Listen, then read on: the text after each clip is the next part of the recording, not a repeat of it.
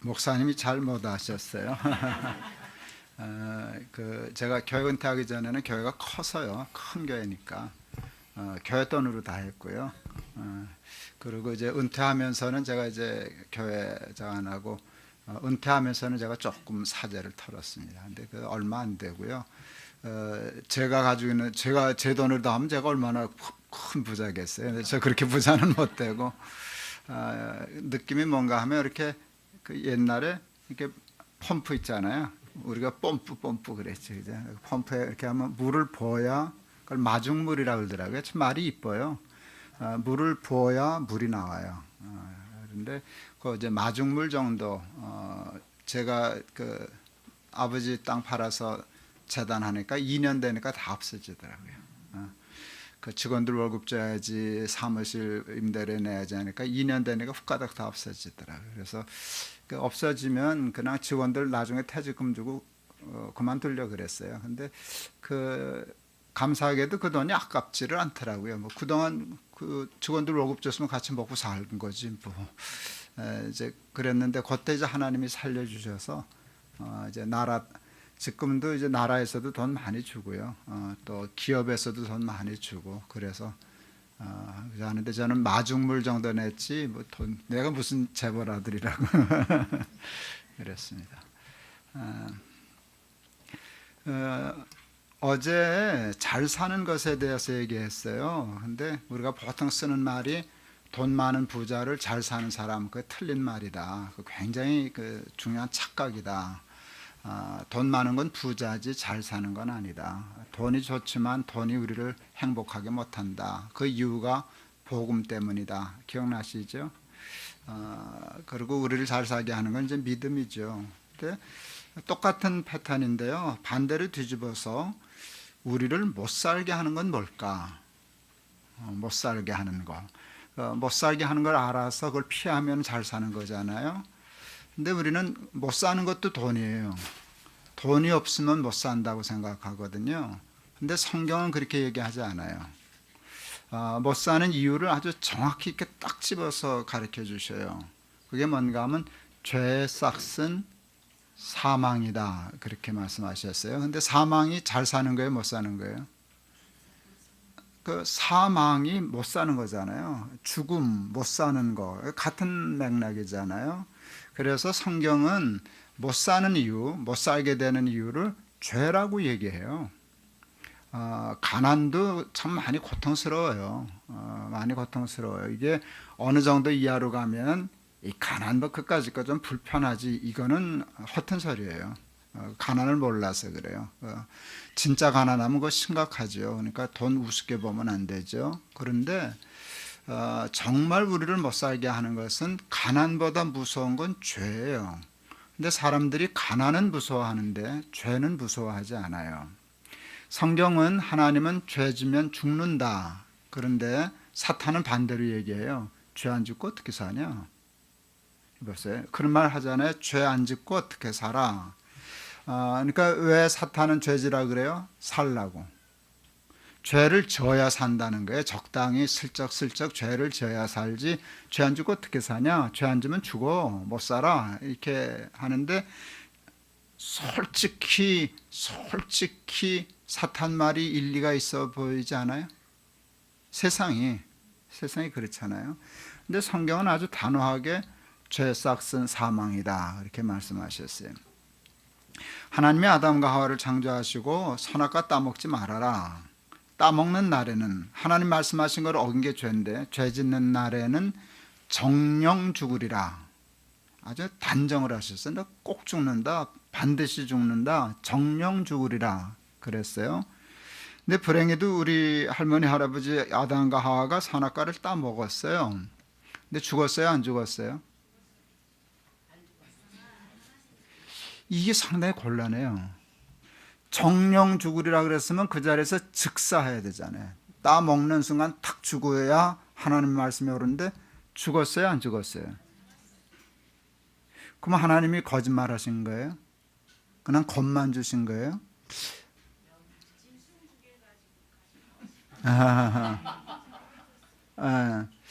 저는 이렇게 해석했어요. 그 요한계시록에 보면 이런 표현이 나와요. 그 사대교회에 대해서 하나님이 너는 살았다 하는 이름은 있으나 실상은 죽은 자니라. 그러면 사대교회는 산 교회예요, 죽은 교회예요? 죽은 교회인데 죽은 건 아니죠. 살아 있는데 그건 산 거 아니야. 그건 죽은 거예요. 그래서 실상 죽음이라는 개념이 생겨요. 이게 아담과 하와가 죽지는 않았어요. 이렇게 숨이 탁 막혀서 죽고 그 자리에서 그 산 건 아닌데 그건 실상은 죽은 거라는 거예요. 그래서 실상 죽음의 현상이 아담과 하와에게 나타나더라고요. 그게 뭔가? 첫째는 하나님과의 관계 단절이에요. 요한복음에 보면 나는 포도나무요 너희는 가지니 그런 얘기 하잖아요. 가지가 어디 붙어 있어야 살아요? 나무에 붙어 있으면 아무것도 필요 없어요. 그냥 붙어 있으면 사는 거예요. 다른 거 할 거 없어요. 붙어 있으면 살고 살 것뿐만 아니라 열매를 맺어요. 떨어지면 말라 죽어요. 그러니까 하나님과 이렇게 붙어 있는 요 관계인데요. 이렇게 관계가 좋은 것, 붙어 있는 것, 사이가 좋은 것이 생명이에요. 우리는 하나님께 붙어 있어야 살아요. 하나님에게서 떨어지면 죽어요. 근데 우리를 하나님으로부터 떨어지게 하는 게 죄예요. 보세요. 선악과 따먹고 아담과 하와가 한 첫 번째 일이 하나님으로부터 떨어진 거였어요. 뭔가 죄 짓기 전에는 하나님하고 사이가 좋았어요, 나빴어요? 친했어요, 안 친했어요? 친했어요. 그래서 하나님만 너무 좋아서 가서 매달리고 이제 그랬는데 선악과 딱 먹고 죄 짓고 난 후에 하나님이 오시니까 피하여 숨었다 그랬어요. 하나님이 불편한 거야. 하나님이 예전처럼 좋지가 않은 거예요. 무서운 거야. 겁나는 거야. 그래서 피하여 숨었어요. 하나님과 사이가 좋아졌어요, 나빠졌어요? 죄는요, 하나님과 사이를 나쁘게 해요. 이게 사탄이 노리는 거예요. 죄를 가지고 하나님과 친해질 수가 없어요. 그러니까 죄를 지면 사탄은 뭘 노리는가 하면 저거 죄만 지면 하나님하고 사이가 나빠져. 점점 하나님과 벌어지면 저 결국 말라 죽지. 그게 사탄이 노리는 거예요. 그러니까 죄 싹은 뭐예요? 사망이에요. 아주 무서운 거예요. 그 다음에 또 하나 있어요. 하나님이 엿새 동안 힘써 에덴 동산을 만드시고 아담에게 주셨어요. 그런데 하나님이 2일째 되는 날은 쉬셨다 그러시더라고요. 제가 오늘 생각하니까 하나님이 쉬셨다, 하나님이 안식하셨다, 이게 이렇게 잘 선뜻 이해가 안 돼요. 쉰다는 뜻은 뭐예요? 지쳤다, 한계를 의미하거든요. 그 말 속에 쉬셨다, 안식했다라고 하는 일은 하나님의 한계예요. 내가 좀 힘드네, 오늘은 쉬어야 되겠어, 이거거든요. 전능하신 하나님이신데 전능하신 하나님의 안식, 이게 개념적으로 충돌해요. 무슨 얘기인지 아시겠죠? 전능하신 하나님이 쉬기는 뭘? 제가 이제 성경 가끔 좀 불경스럽게 번역할 때가 있어요. 근데 제가 하나님의 2일째 된 날 쉬셨다는 말을 이렇게 번역해 봤어요. 하나님이 뻗으셨다. 아유, 나 죽겠다. 힘들어. 이게 세상 만들라고 혼났다. 죽겠다. 나 오늘 하루 자야 돼. 하나님이 뻗으셨다. 이게 말이 돼요? 안 돼요. 그런데 성경은 하나님이 안식하셨다는 거거든요. 그걸 저는 이렇게 해석했어요. 논리적으로 안 꿰매지는데 그냥 억지로 꿰맸는데 뭔가 하면 전능하신 하나님이 하루를 쉬셔야 하리만큼 최선을 다하셨다. 그러니까 하나님이 이 세상을 창조하는 일에 그냥 대충 적당히 한 게 아니라 마음을 다하고 뜻을 다하고 정성을 다해서, 그러니까 기가 막힌 세상을 만드신 거예요. 하나님의 최선으로 세상을 만드셨어요. 누구 주려고 만드셨게요? 맞아요, 우리 주려고. 창조의 목적은 하나님이 아니에요. 창조의 목적이 우리라고요. 하나님이 하나님 때문에 만드신 게 아니라 하나님이 우리 때문에 이 세상을 만드셨어요. 그러니까 난 이렇게 생각됐어요. 다 넣어주려고 만들었지 뭐. 그래서 이제 아담에게 줬어요. 그럼 양심이 있으면 좋아해요, 시큰둥해야 돼요? 펄펄 뛰고 하나님 그거라고 난리를 쳐야 되는데 아담 그랬어요? 시큰둥했어요? 시큰둥했어요. 그러니까 하나님 금방 알아채셨어요. 에이, 알았다. 조금 자라 그래 놓고 재워놓고 갈비 뽑아서 하와를 만들어줬어요. 하와를 보고 아담이 한 말이 기가 막혀요. 인간이 한 말 중에 가장 아름다운 말이에요. 이는 내 뼈 중에 뼈요 살 중에 살이라. 기가 막히잖아요. 이게 요즘처럼 죄 짓고 타락해서 죄가 또 욕심이 들어온 이 세상의 인간이라면 그렇게 말 못해요. 이게 어디서 굴러먹던 뼈다고요. 뼈다구니까 그렇잖아요. 이게 어디서 굴러먹던 뼈다고요. 안 꺼져. 왜 그런가? 하와가 들어오는 순간 에덴 절반 날아간 거예요. 혼자 먹을 걸 둘이 먹게 생겼으니까 절반이 난다고. 이게 내 거야. 이거 다 본신 내가 맡았던 거야. 이게 어디서 끼어들어? 꺼져. 이게 어디서 굴러먹던 뼈다구야. 이래야 되는데 아담의 마음에 그게 없었어요. 뼈 중에 너는 나구나 그거예요. 너는 나구나. 근데 난데 보통 나가 아니라 가장 소중한 나구나. 이게 죄가 없을 때 인간의 마음이에요. 그러니까 천국은요, 이 관계를 얘기할 수 있는데 관계가 굉장히 중요해요. 사이. 한문으로는 관계인데 누구하고 사이가 좋았어요? 하나님하고 너무 사이가 좋았어요. 그 다음에 누구하고 사이가 좋았어요? 사람하고 사이가 좋았어요. 그게 사랑이잖아요. 사이가 좋다, 친하다, 사랑한다라는 컨셉인데 하나님과 사람이 서로 사랑하고 사람과 사람이 서로 사랑했어요. 거기가 천국이에요. 그러면 천국이지 않겠어요? 그런데 선악과 따먹으면서 하나님과 사이가 깨졌고요. 그 다음에 아담과 하와의 사이도 나빠졌어요. 선악과 따먹고 난 후에 하나님이 누가 너더러 이렇게 했냐 그랬더니 아담 하는 말 좀 봐요. 하나님이 내게 주신 저 여자 그랬어요. 저 여자. 여러분 저 여자는 3인칭이에요. 나와 너가 아니에요. 당신이 아니에요. 저 여자. 나하고 상관없는 여자예요. 저 여자 때문에 하와가 얼마나 가슴이 철렁했을까. 저걸 남편을 믿고 살아야 되다니. 내가 좀 잘못은 했다만 그냥 쟤 때문이야. 나는 상관없어요. 자기 살겠다고 그냥 다 갖다 뒤집어 씌우는 거잖아요. 신학교 다닐 때 체육대회를 했어요. 우리 2학년 때 3학년 선배들하고 축구 시합을 했어요. 이제 저는 축구 잘 못해서 응원하는데 이제 몇 년 있으면 목사 되겠다는 인간들이 부르는 응원가가 살벌했어요. 나무 짝대기 하나 줘가지고 뭐 이렇게 딱딱 이렇게 맞춰서 신들이 나가지고 노래를 부르는데 그 노래 아직도 기억해요. 밟아라 밟아라 온유월의 개구리 밟듯이 꽉꽉 밟아라. 2절도 있어요. 뽀개라 뽀개라 동지 섣달 장작 뽀개듯이 팍팍 뽀개라. 아니 이 목사들 인간들이 밟아라 뽀개라 그러고 신이 나가지고 그게 인간의 죄된 본성을 나타내는 거예요. 남을 짓밟고 남을 뽀개고 너의 행복은 나의 불행, 너의 불행은 나의 행복. 그리고 은근히 다 뒤에서 찌르고 죽이고 혼자 살겠다고 그러니까 세상이 좋아질 리가 없지. 여러분 이 세상은 서로 밟고 뽀개고 죽이고 찌르고 너 죽고 나 살자. 그러다 보니까 다 죽잖아요.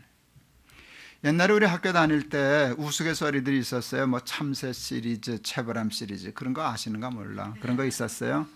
그 중에 식인종 시리즈라는 우스갯소리가 있었어요. 어느 날 식인종 아이가 부모를 잡아먹었어. 그리고 울었어요. 뭐라 그러고 울었게요? 나는 고하다. 그러고 울었대. 지가 잡아먹고 부모 잡아먹고 나는 고하다. 그런 우스갯소리가요. 거기 다 뭔가 철학적인 의미가 있어요. 인간은 서로 잡아먹어요. 그래 놓고는 외로워요. 아무도 없어서 고아요. 이게 죄의 현상이에요. 여러분 죄가 별거 아닌 것 같지만 이 세상을 그냥 다 내버려 두고 하나도 바꾸고도 없이 죄라고 하는 것을 딱 잡아서 뽑아서 옮겨버릴 수 있으면 여러분 그 순간 0.00001초도 안 걸리고 하나님 나라 돼요. 왜 여러분 사람들 사이가 나빠지고 상처받고 손해보고 억울함 당하고 하는 게 다 추적해보면 죄가 있잖아요. 욕심, 죄. 그런 거 없으면 그런 일이 일어날 리가 없잖아요. 그러니까 우리가 힘들어하고 슬픔, 아픔, 고통, 상처, 괴로움, 죽음 그거 다 해보면 그게 죄가 있단 말이에요. 죄. 그러니까 죄 삭은 사망 맞아요. 제가 주일학교 전도사 할 때 아이들에게 죄를 가르치고 싶었어요. 죄 삭은 사망이다. 이걸 아이들 수준으로 납득하게 어떻게 하면 설명할 수 있을까? 죄를 지면은 왜 구원을 얻지 못하고 천당을 가지 못할까? 그럴 때 제가 이야기를 하나 만들어냈어요. 그때는 그 얘기하면 애들이 다 알아들었어요. 근데 세상이 바뀌니까 요즘은 얘기를 하면 못 알아듣더라고. 문화가 바뀌어서. 근데 어디 알아듣나 한번 맞춰보나 보시죠. 초등학교 아이가 저녁을 먹는데 아빠가 그 아들한테 그랬어요. 야, 너 내일 아침 아빠하고 목욕탕 가. 이 답을 얘기했네. 목욕탕 얘기하면 안 되는데 목욕탕이 답인데. 아이, 지금 내가 설교를 4번 하고 와서 이렇게 비몽사몽해서 그래. 이제 목욕탕 얘기 안 했어요. 여러분 못 들은 거야? 어디 가자 그랬어요.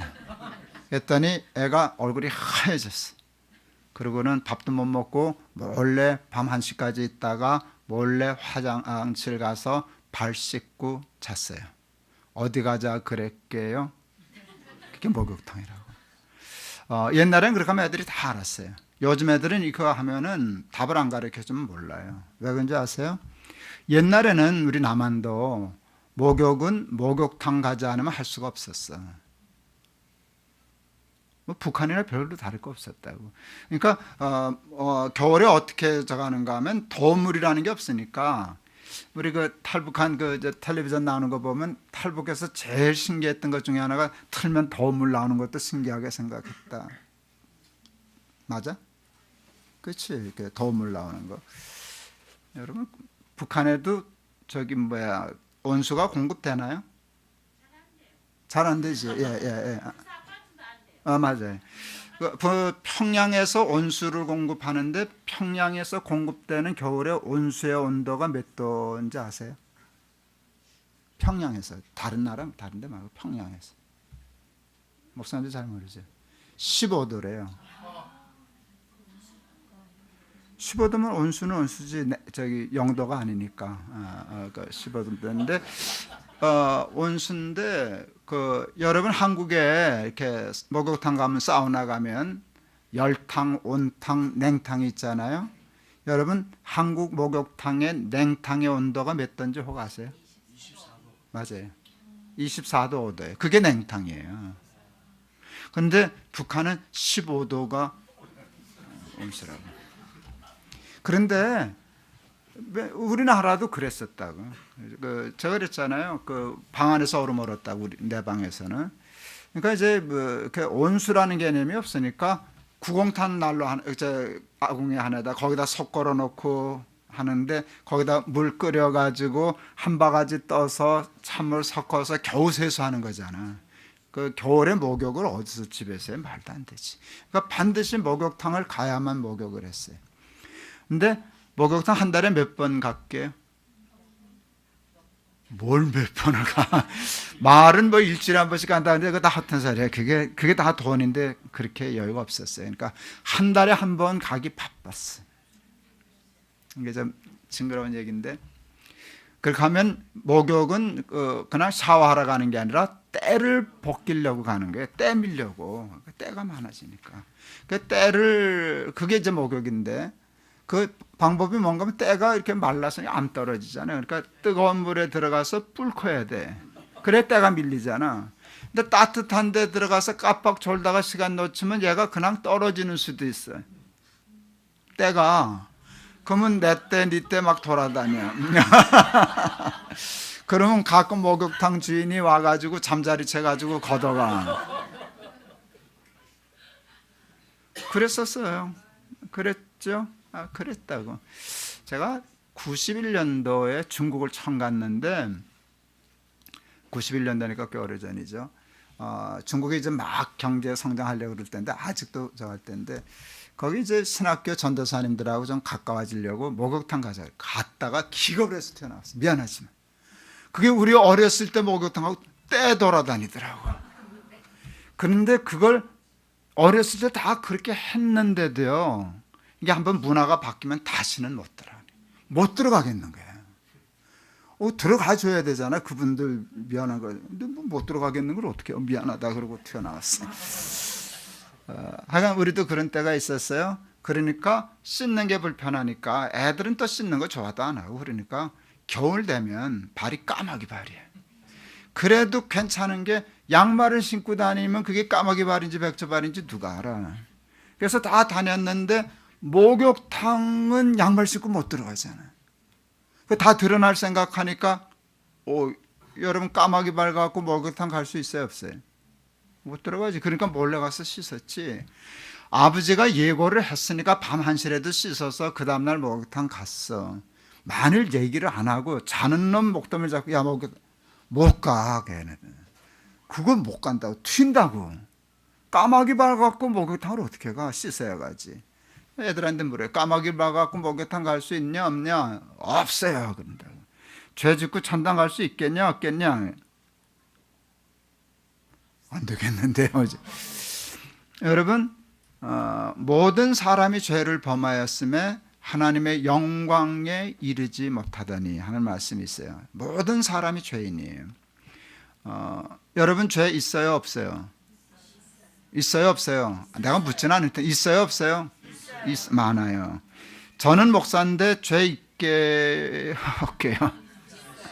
있죠. 사람인데. 그러니까 우리 피차 묻지 말자고. 그러니까 상상도 말고. 그런데 보세요. 저도 죄가 많고 여러분도 있는데 우리 전혀 불편하지 않잖아. 왜 안 불편해요? 모르니까. 하나님이 가르쳐 주셨거든. 그러니까 양말 신는 것 같아서 네가 내 죄를 아냐 내가 네 죄를 아냐. 그러니까 나도 목사인 척 여러분은 교인인 척 있지만 만에 하나 불상사가 나서 이게 다 들통이 났다. 그러면 이 자리에 몇 사람 남아있을까? 나도 도망가고 여러분도 다 도망갔을 거예요. 저는 혼자 커서 개고양이 많이 길렀어요. 그래서 개고양이 많이 알아요. 잘 다뤄요. 퀴즈.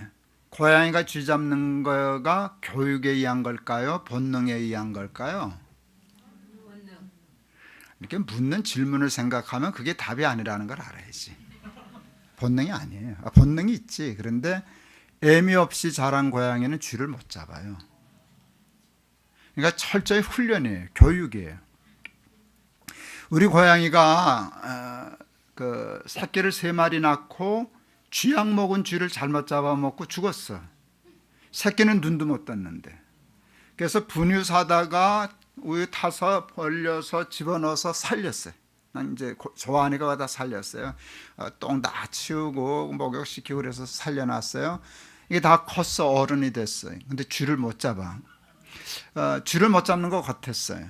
우리 아버지가 이 자식이 고양이가 쥐를 못 잡는 것 같다. 그래서 확인하려고 쥐를 잡았어. 우리 아버지가 산채로. 그래가지고 까만 전깃줄로 묶었어. 쥐를. 그리고 우리 고양이한테 던져줬어요. 난 그때 우리 고양이 잊을 수가 없어. 나는 쥐 보고 놀라서 도망가는 거 보다 참. 여러분 고양이가 놀라면 우선 눈이 사발만해져요.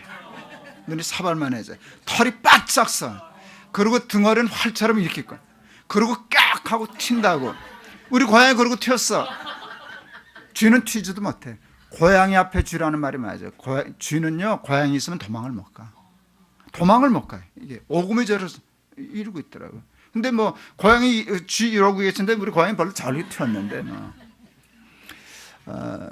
누가 쥐가 고양인지는 모르지만 여러분 우리 죄를 하나님이 가리워 주시고 덮어 주셨으니까 이렇게 사는 수 있지.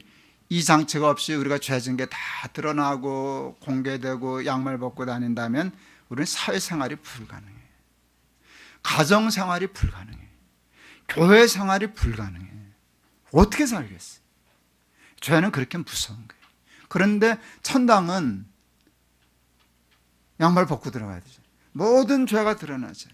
그러니까 씻지 않으면, 해결하지 않으면 하나님 나라는 갈 수가 없어요. 죄의 싹은 사망이에요. 그런데 불행한 건 뭔가 하면 우리 모두는 다 그 죄가 있다는 거예요. 그러니까 우리가 이 죄의 문제를 해결하지 못하면 구원 얻을 수 있어요, 없어요?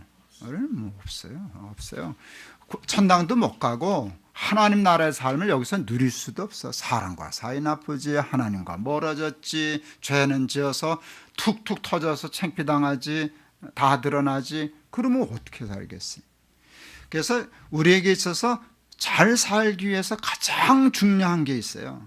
그것은 죄의 문제를 해결하는 거예요. 그것을 속죄라 그래요. 속죄. 죄 사함. 시편에 보면 다윗의 이런 고백이 있어요. 허물의 사함을 얻고 죄의 가리움을 받은 자는 복이 있다다. 예수 믿고 받은 복이 참 많아요. 말도 못하게 받았지. 제가 하늘이 뚫렸나 봐. 아내한테 그 얘기까지 했었으니까. 하늘이 뚫렸나 봐. 어떻게 하나님 복을 이렇게 주시냐. 그런 복을 받았어요. 그러니까 수천 수만 가지 복을 다 받았는데, 그래 놓으면은 그러면 1등은 뭐야? 물으면 곤란하잖아요. 한두 개야 1등을 가리는데 수만 개면 뭐가 1등인데? 아니요. 하늘이 뚫릴 만큼 복을 받았다고 정말로 생각하는데, 근데 김 목사 그 복 중에 최고의 복이 뭐야? 라고 물으면 저는 0.1초도 안 걸릴 거예요. 죄사함의 복이에요. 예수 믿고 죄사함 받은 거.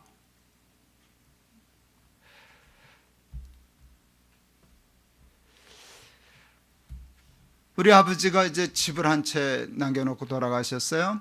목사가 집 갖고 살려니까 힘들더라고. 나는 사택에 살아야 되는데, 그래서 세를 줬어요.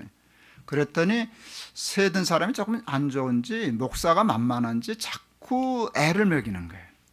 그래서 집 때문에 신경 쓰는 일이 많고, 뭐 그렇다고 재판을 할 수도 없고 재판서 다닐 수도 없고, 그래서 화딱지나고 그랬는데, 우리 교회, 내가 자라난 교회가 주일학교부터 자라난 교회이기 때문에 내가 전도사 목사지만 교인이 다 가족 같아요. 그런데 부동산의 박사 권사님이 계셨어요. 나한테 목사님 그거 골치 아프죠? 그래서 그거 되게 골치 아파요. 팔아요. 내가 땅 사줄게. 내가 저한테 땅 사줄게. 그래서 팔았어요. 그리고 그 권사님 따라 나가서 용인군 원삼년 사업리에다 땅 샀어요. 그날로 가서 샀어요. 근데 문제가 생겼어요. 땅을 샀으면은 내 이름으로 등기를 해야 되잖아요. 근데 등기가 안 되는 거예요. 왜냐하면 내가 거기 살아야만 등기가 되는데, 나는 서울 사는 사람인데 서울 사는 사람은 용인에 그 땅을 못 사. 그래서 권사님은 그 등기 안 된대. 그랬더니 그분 아무렇지도 괜찮아, 그냥 목사님만 잠깐 그 주민등록을 거기 옮겼다가 거기다 등기한 후에 다시 주민등록일로 오면 돼. 했더니 되더라고. 그래서 내가 이사를 간 게 아니고 그냥 서류상으로만 그 글로 나만 갔어요. 가서 그렇게 하면 돼요. 그래서 해서 다 몇 년 지났어. 아무렇지, 그냥 잘 해결됐으니까. 근데 어느 날 텔레비전을 보니까 그 보건사회부 장관인가 여자분이었는데 일주일 만에 쫓겨나더라고. 근데 그 사유가 뭔가 하면 위장전입이라는 거야. 근데 저거 내가 한 건데, 그게 위장전입이잖아요. 안 가고 소리만 왔다 갔다 해서, 근데, 이게 내가 위장전입을 한 거구나. 그다음부터는 아주 미치겠는 거예요. 그래서 그 땅에 애정이 없어요. 내가 뭐 모르고 그랬다고 쳐도 죄는 죄니까. 목사라는 게 법을 어기고 위장전입해서 땅을 사고, 이게 그래서 참 싫었어요. 근데 한 번 죄 지면 그건 해결이 안 나는 거예요. 그런데 이제 옛날에는 그 주민등록이 컴퓨터 되지 않고 손으로 다 썼잖아요.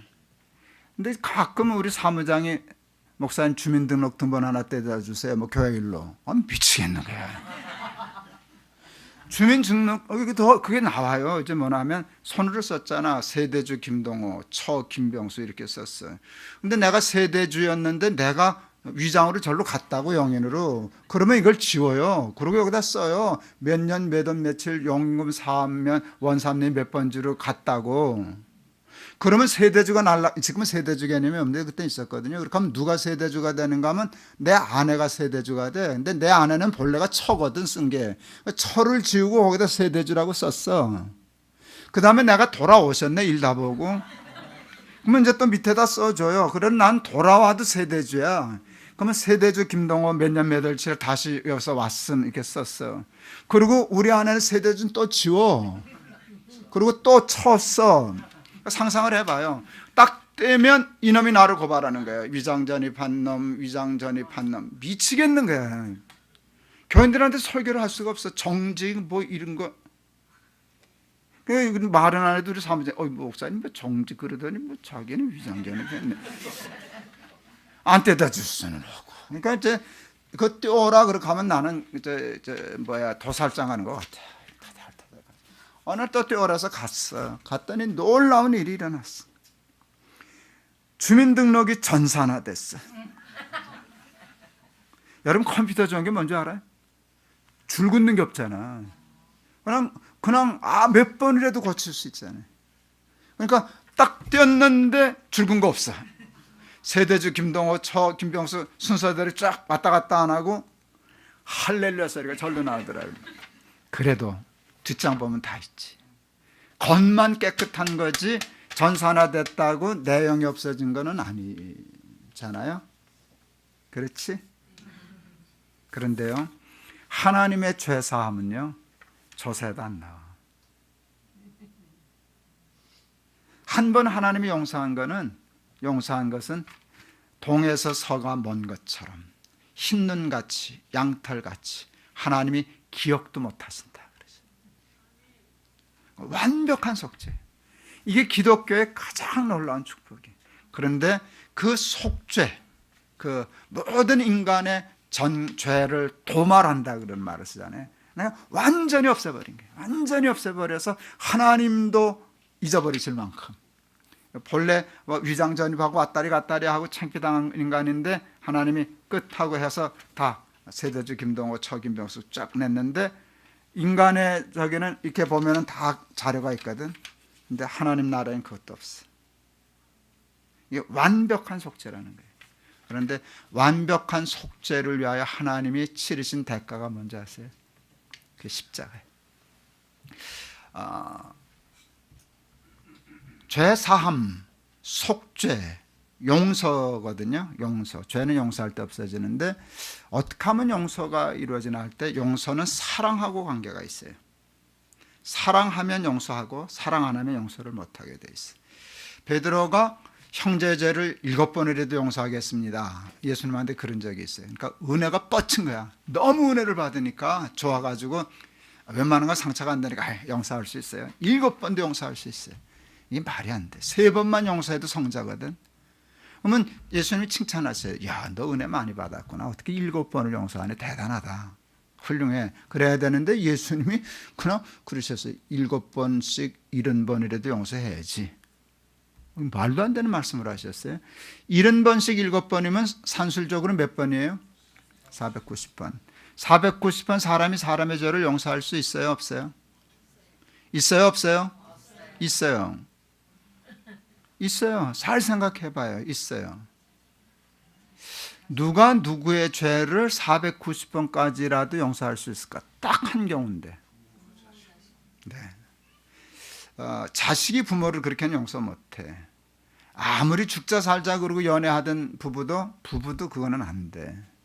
그런데 부모가 자식이 다 그러는 건 아닌데 부모는 자식을 그럴 수 있는 가능성이 높아. 아들 셋을 길렀는데 나한테는 자식 한 번도 안 물어봤어. 사내 자식들이. 저 엄마한테는 다 가서 세 놈이 몰래 물어봤어. 엄마 누굴 제일 사랑해? 뭐 이런 거 물어봤어. 그러면 이제 이 대답을 원하는 거야. 비밀인데 엄마는 내가 제일 좋고 뭐 이걸 바라는데 우리 아내가 아주 공정해서 엄마는 아빠를 제일 사랑하고 너희들은 똑같이 사랑해. 그 기분 되게 좋더라고. 그래서 자꾸 물어봐라 그래. 우리 아내가 나를 사랑하는 건 틀림없어. 그렇지만 우리 아내가 나를 더 사랑할까? 자기 새끼들을 더 사랑할까? 우리 아내가 나 490번 용서할 수 있을까? 난 기대도 안 해. 그래도 우리 아내는 자기 새끼들의 죄는 490번도 용서할 수 있을까? 그건 가능성이 있지. 그러니까 뭘 얘기하려고 그러는가 하면 얼만큼 사랑하는가가 어디까지 용서하는가를 결정한다는 거예요. 여기에 십자가의 비밀이 있어요. 그러니까 하나님이 인간의 죄를 사해 주시기 위하여 왜 십자가라는 방법을 택하셨나? 십자가는 사랑이거든. 근데 그 사랑도 그보다 더 큰 사랑은 없는 사랑. 하나님이 세상을 이처럼이라는 말을 썼을 때 이처럼이 십자가거든. 그러니까 그보다 더 큰 사랑은 없는 사랑을 이처럼 사랑하사 그러셨어요. 제가 교육전도사 할 때 육군 대령으로 이제 전역한 아이가 있었는데 육사를 갔어요. 걔가 그림을 잘 그렸어요. 나를 굉장히 따르고 좋아했어요. 크리스마스 때니까 카드를 보내더라고요. 성탄 카드를. 조금 있더니 설날에 또 카드를 보냈어요. 전도사님 새해 복 많이 받으세요. 카드를 보냈는데 그림을 잘 그려서 설날에 보낸 카드는 그려서 자기가 만들어서 했어요. 근데 그 그림이 뭔가 하면 한복에 이렇게 해놓고 세배하는 그림이에요. 이게 이렇게 해놓고는 전도사님 새해 복 많이 받으세요 해놓고 또 옆에 썼어. 밑에다가 얼만큼. 그 다음에 카드를 열면 이렇게 소매에서 팔이 뽑아지는 거야. 카드를 열면 이렇게 되잖아. 그리고 썼어. 이만큼. 전도사님 새해 복 많이 받으세요. 얼만큼. 이만큼. 기발해서 열었다 닫았다 열었다 닫았다 하다가 십자가가 카드구나. 십자가 카드에 하나님이 쓰셨어. 난 너희들을 사랑해. 우리가 물었어. 하나님 얼만큼? 이만큼. 그게 십자가잖아. 그게 하나님이 세상을 이처럼 사랑하사. 우리나라에 살인마 계보가 이어져요. 여기 이제 우리 이북에서 내려온 지 얼마 안 되는 사람들은 그 계보까지 모르는데 우리는 고재봉부터 알아. 고재봉이라는 사람이 도끼로 사람 중에 사람이 있어요. 고재봉, 유영철, 이렇게 쭉 있는데 제일 그 살인마들, 사람 죽이는 것을 파리 죽이듯이 그런 사이코패스라고 그러잖아요. 그러는데 이 급이 다른 살인마가 있었어요, 우리나라에. 그게 누군가 하면 지존파예요. 지존파는 보통 살인마들도 잡히면 딱 기가 죽어요. 일단 잡히면 모자 쓰고 고개 숙이고 그냥 고분고분해. 죄송합니다. 잘못했습니다. 이러는데 지존파만 기길이 쪘어. 잡혔어도. 모자도 안 쓰고 고개도 안 숙이고 소리도 지르면서 그랬는데 그냥 무서운 사람이었어요. 그 야성을 기른다고 죄 없는 사람을 잡아서 철창에 가두고 죽이고 인육을 먹었어. 그런 사람. 결국 다 사형 선고를 받았지. 그런데 사랑에게 어느 집사님이 그들에게 편지를 보냈어.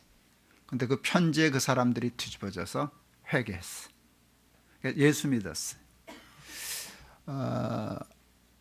두목 하나만 빼놓고 다 믿었어요. 두목이 편지 쓴 거를 내가 봤어요.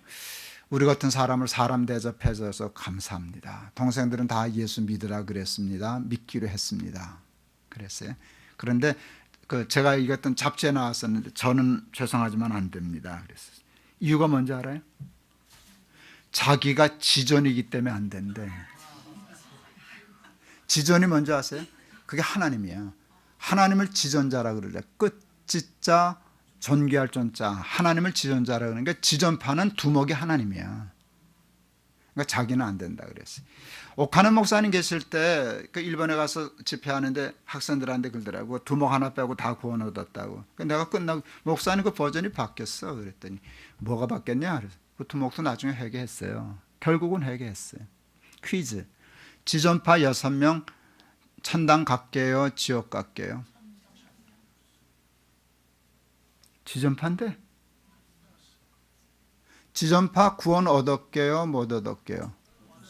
이게 복음이에요. 이게 사탄이 미칠 거야 아마. 그 지존파는 이건 지옥 1번지짜리인데 그냥 통째로 천당 가면 얼마나 황당할 거야. 그러면 이제 나 같으면 하나님 정신이 있습니까? 없습니까? 쟤는 지존파입니다.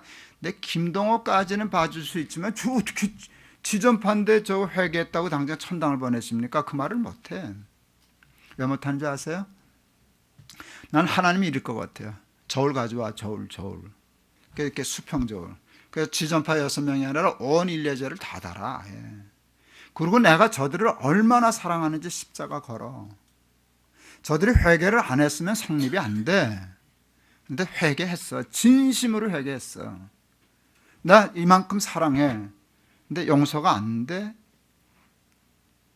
여러분, 사탄이 십자가 앞에서 누구도 성경적인 표현으로 얘기하면 송사를 항의를 못한다고. 왜? 예수 그리스도의 십자가에 나타난 하나님의 사랑을 이길 수 있는 죄는 세상에 없어요. 그만큼 사랑하기 때문에 사탄도 꼼짝 못하고 우리가 회개하고 십자가 붙잡으면 모든 죄 사함을 받는 거예요. 일본의 뮤라 아야코라고 하는 분이 있었어요. 양치는 언덕이라고 하는 소설을 썼어요. 한번 보실 수 있으면 참 감동. 난 그걸 통해서 십자가를 깨달았어요. 거기에 이제 나음이라고 하는 목사 딸이 나와요. 료이치라고 하는 술꾼 바람둥이한테 저기서 부모 집을 도망가서 료이치하고 살아. 그러니까 딸이 부모를 버리고 집을 나간 거예요. 그런데 한 1, 2년 사는데 남편이 속썩이고 술 마시고 바람 피우고 많이 이제 그러니까 도저히 못 살겠다 싶어서 친정으로 돌아와요. 친정으로 돌아왔는데 료이치가 폐병에 걸려요. 그 당시 소설이 쓰여질 때 폐병은 걸리면 죽는 병이에요. 지금 뭐 에이즈나 암과 같아요. 그러니까 죽게 되니까 자기 이제 나오미를 찾아서 들어오니까 나오미는 안 받아줘. 그러니까 아버지 목사님이 그럼 못 쓴다 해서 받아줘요. 그래서 이제 그러니까 쉽게 말하면 처갓집에서 요양 생활을 하는데 전도를 안 해. 그런데 이 료이치가 그 처갓집 식구들의 믿음과 삶의 감동을 받아서 예수를 믿어요. 그러면서 몸과 마음을 다 건강하게 잘 하는데 다락에서 이제 요양 생활하면서 그림을 잘 그려서 그림을 그리는 거야. 그림을 그리는데 안 보여줘요. 나오미가 물어보고 무슨 그림이냐 그랬더니 당신 주려고 크리스마스 선물로 주는 그림인데 그때 줄 테니까 조금만 기다려라. 크리스마스 이브에 그림이 다 완성되었어요. 전에 사귀던 못된 여자가 전화를 했어요. 나갔어요. 술을 권해. 안 마셔요. 여기서 자고 가라. 나 이제 그렇지 않아. 그러니까 화가 나니까 이 여자가 술에다 수면제를 타요. 하나 마시면 보내주마. 그래서 마시고 있는데 길에서 잠이 들어서 동사해요. 그게 이제 그 소설의 마지막 클라이막스가 뭔가 하면 남편을 료이치를 장사 지내고 료이치가 그렸던 그림이 있잖아요. 그게 흰보제 그림들 덮여져 있어서 그걸 벗겨보는 건데 무슨 그림이 그려져 있었는가 하면 십자가에 달려 피 흘리는 예수 그리스도. 근데 그 밑에 청년 하나가 있어. 남자 청년 하나가 얼굴도 들지 못하고 고개를 푹 숙이고 무릎을 꿇고 앉아서 발을 붙잡고 있는데 그 손등에 예수님의 피가 뚝뚝 떨어지는 그림이에요. 그런데 그 청년이 료이치였어. 그 충격을 내가 잊을 수 없어요. 내가 마음으로 소리를 질렀어요. 료이치는 깨끗하다. 료이치는 아름답다. 료이치는 구원받았다. 그냥 그 마음이면 그냥 구원의 확신이라는 게 오더라고요. 그러면서 그게 바뀌었어요. 나도 저런 경로를 통해서 구원받았다. 내가 진심으로 회개하면 십자가 붙들면 누구든지 저를 믿는 자마다 멸망치 않고 영생을 얻으리라. 아까도 얘기했지만 하나님의 속죄는 완벽한 속죄. 그래서 그 십자가로 말미암아 우리는 죄사함을 받게 되었어요. 여러분 예수 믿으세요? 예수 믿으면 구원 얻으셨어요? 오늘 죽어도 천당 갈 수 있어요? 그게 무슨 의미인지 아세요, 여러분? 저는 목사가 안 됐으면 직업으로 가질 수 있는 게 아마 2가지 정도가 있었을 거예요. 음악을 했던가. 지금은 못하는데 성대를 다쳐서. 내가 이래봬도 누가 자라나가서 1등 했던 사람이거든. 어렸을 때 저를 아는 사람은 다 내가 노래하는 사람 될 줄 알았을 거예요. 제법 탁월하게 잘했었으니까. 아니면 야구 선수였던가. 저 운동 잘하거든요. 그러니까 하나님이 주신 재능이 있잖아요. 그러니까 똑같이 노력하면 남보다 잘하는 게 있는데 그게 운동이었어요. 저 탁구도 잘 쳤고요. 야구, 홈런 엄청. 그래서 저는 그 홈런 공이 담에 넘어갈 때 배트의 감각을 알아요. 배트의 감각을 느끼면 안 넘어가. 홈런 넘어가는 공은 배트의 감각이 없어요. 정말 스위스팟에 맞았다 그러는데 그런 아주 기분 좋고 알지. 그래서 애들한테 뭐 야구 얘기 밤낮 했었지. 박찬호가 메이저리그의 투수가 되었어요. 그건 박세리가 그 골프에서 우승한 거나 같은 급이에요. 우리가 가난했기 때문에 어떤 운동에 가는가 하면 권투, 그 헝그리, 뭐 이게 레슬링 이런 쪽에서 유도해서 우리가 강세지. 그거는 다 부자 스포츠잖아요. 뭐 사이클, 뭐 수영, 그 골프, 야구 이런데 박세리가 우승하면서 이게 세상이 확 바뀌었지. 그러다가 박찬호가 메이저리그 투수가 됐다는 게 야구 좋아하는 사람은 믿겨지지가 않는 게. 그런데 메이저리그 투수가 된 것도 대단한데 승리 투수가 되는 거예요. 근데 볼 수가 없는 거예요. 그 밤중에 새벽에 중계를 하니까 난 내일 생방단 해야 되는데 못 봤어요. 그러니까 우리 아이놈들이 제비가 야구 좋아하는 건 아는데 제가 하니까 5승째 올린 게임을 녹화해 주더라고. 아버지 이거 시간 내서 봐. 이거 박찬호 이긴 거야. 5승째 올린 거야. 그래서 어느 날 제가 시간 내서 퍼즐로 앉아서 보기 시작했어요. 그랬는데 컨디션이 나쁘더라고요. 1회전 때 볼을 많이 던져서 컨트롤이 안 되니까. 그러니까 오늘 박찬호 컨디션이 안 좋습니다. 뭐 난조입니다. 뭐 그럴 때 내가 픽 웃었어요. 난조는 무슨 난조 이겼는데. 그랬어요. 3회 때는 핀치에 몰렸어요. 말로 핀치에. 그러니까 또 뭐 절망적이에요. 5회 때는 진짜 홈런 맞았어요. 그러니까 경기 다 끝난 것처럼 중계하더라고. 그래도 내가 절망했게요, 안 했게요? 난 왜? 나는 끝을 아니까. 걔네들은 몰라. 그 테이프 속에 있는 선수, 아나운서, 관중은 홈런 맞으면 홈런 맞은 것밖에 몰라. 말루에 몰리면 그거밖에 몰라. 나는 그것도 보지만 끝장을 안다고. 내가 만일 끝에 박찬호가 이긴 걸 다 아는데도 홈런 맞은 거 보고 절망해가지고 꺼꺼꺼 하고 텔레비전 끄면 미친놈 아니야? 이거 재밌어. 야, 이렇게 몰렸었는데 이겼다는 건 지금 남은 게임이 재밌다는 거구나. 그러니까 더 바짝 내게 앉은 거지. 저는 6회 말이에요. 여러분 몇 학년 몇 반이세요? 뭔지 알지? 몇 살이나 지금 묻고 있는 거잖아요. 여러분 인생이 6회 말이라면 이게 6회 말에 뭐 홈런 맞고 이러면 이거 사실 좀 어렵거든. 그래도 절망할 필요 없어요. 이겼으면 되잖아. 구원받았다는 것은 내 인생의 끝이 승리라는 거예요. 그래서 나오는 거예요. 지금 받는 고난은 장차 받을 영광과 좋게 비교할 수 없다. 그러니까 그거 바라보고 환난은 인내를, 인내는 연단을, 연단은 소망을 이루는 줄 알미라라. 끝을 아는데 텔레비 꺼? 구원받은 사람이 조금 어렵다고 낙심해? 포기해? 그냥 가만히 있으면 되잖아. 기다리면 되잖아.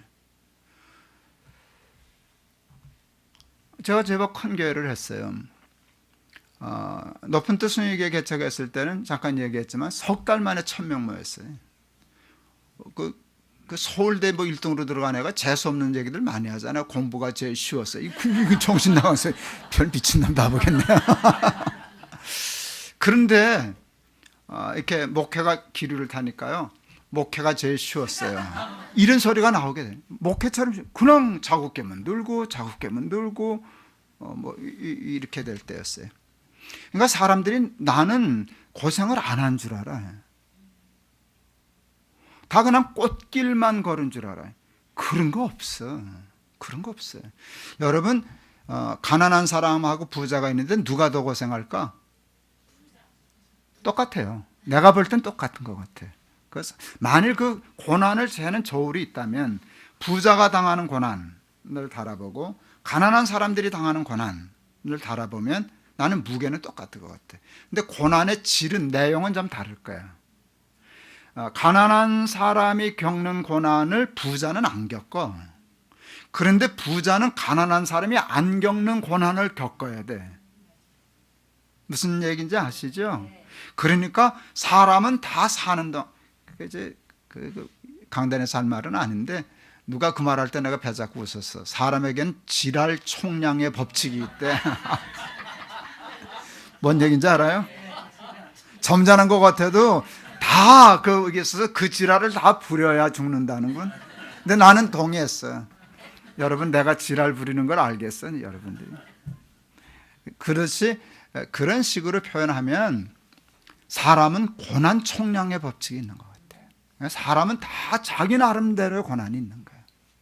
나도 고난이 있어요. 목회하다가 힘들어서 죽는 줄 알았어요.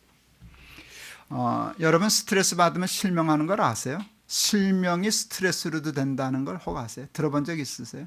없죠? 눈이 따가워서 눈을 뜰 수가 없었어요. 그래서 왜 이러나? 한참 힘들 때. 제가 목회 못하겠다 싶어가지고 사표 내고 교회 사택 반납하고 은행에서 융자 얻어서 조그만 집 얻어서 두문 분출 2달 동안 있었거든. 교회도 못 가고. 아마 목사만 아니었으면 죽었을 거예요. 죽지도 못하고 그냥 그랬지. 그랬더니 앞이 안 변해. 한의사 장로님인데, 이게 한의학적으로 얘기하면 간에서 화가 치밀어서 시신경을 건드는 거라고. 잘못하면 실명합니다. 근데 내가 실제로 그 이유 때문에 실명한 사람을 나중에 만났어. 내가 그 직전까지는 갔었어. 이게 터졌어요. 스트레스 받아가지고. 이 감각이 난 지금도 없어요. 이것 때문에 좀 어느 정도 회복됐는데 여기는 감각이 좀 없어요. 2달 동안 교회도 못 가고 그냥 쭉 늘어져서 밥도 못 먹고 잠도 못 자고 있는데, 이렇게 늘어져 있는데 우리 거실에 바람벽에다 나무 십자가, 크지도 않아요. 손바닥만한 나무 십자가 하나 있었어요. 본래 달려있던 거예요. 근데 그걸 물끄러미 이렇게 그냥 넉나간 사람처럼 이러고 보는데, 내 마음에 그 십자가가 나한테 말을 했어요. 난 너 죽는 걸 못 본다. 난 너 죽는 걸 못 본다. 너 죽고 난 못 살아. 내가 무슨 수를 써도 너는 살려. 근데 그 무슨 수가 보니까 십자가더라고.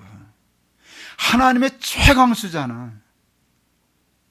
나 죽는 걸 못 봐서 나 살리겠다고 하나님이 사람이 되고, 사람이 되어서 십자가에 죽어서 죽었는데, 왜? 목적이 뭐야?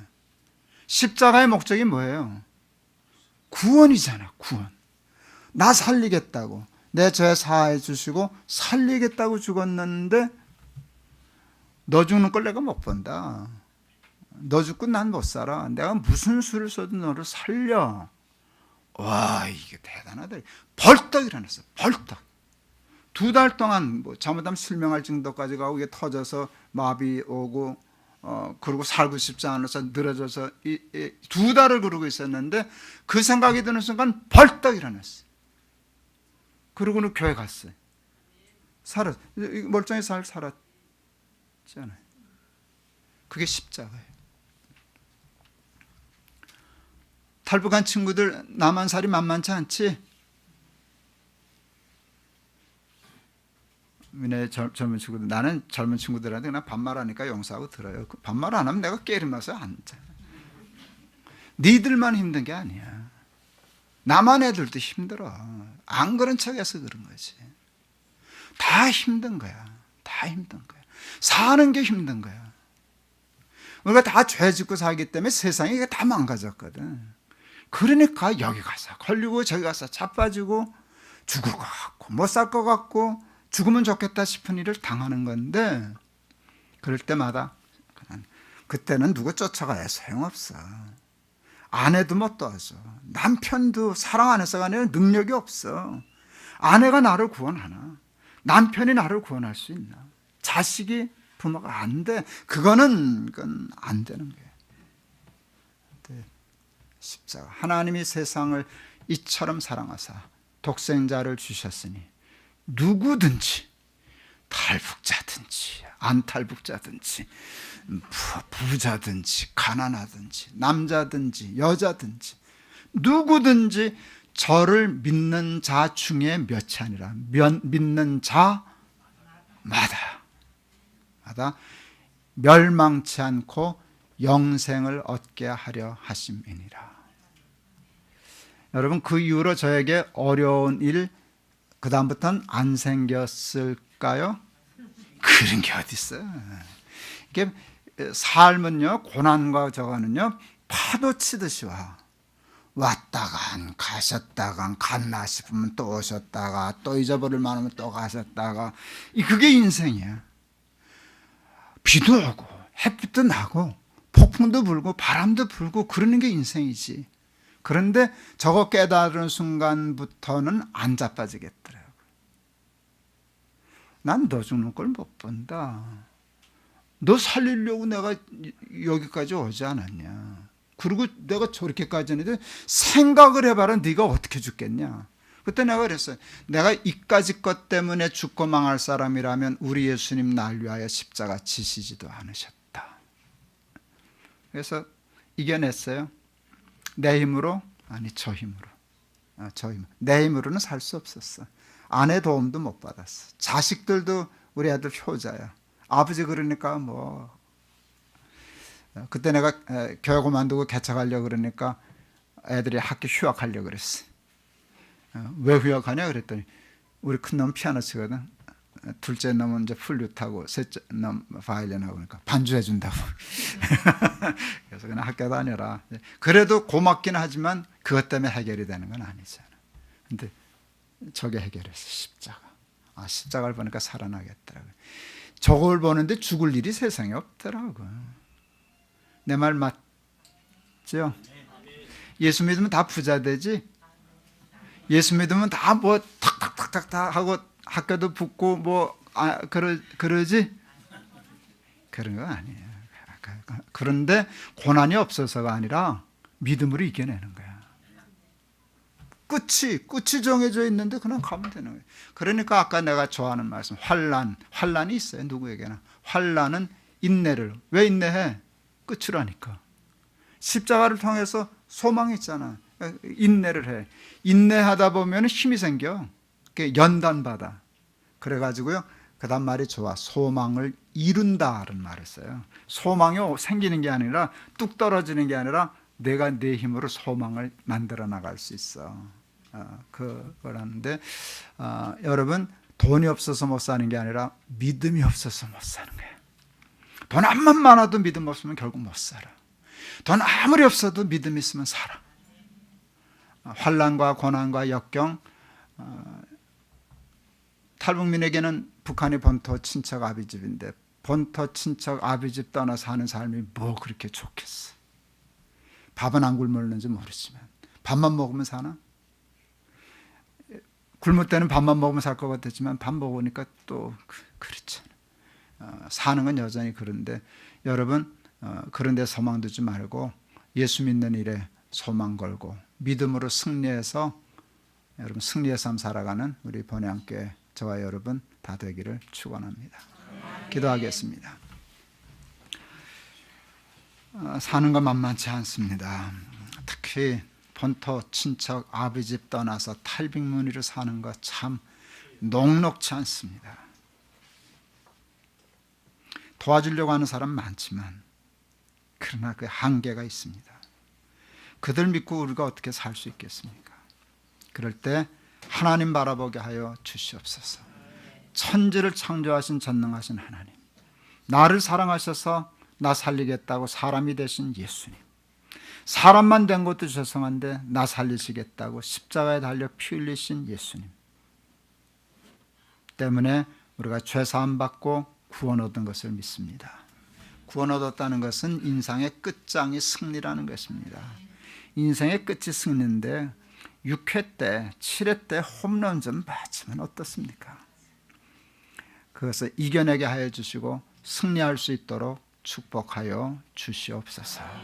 예수 그리스도 이름을 받들어 기도하옵나이다. 아멘.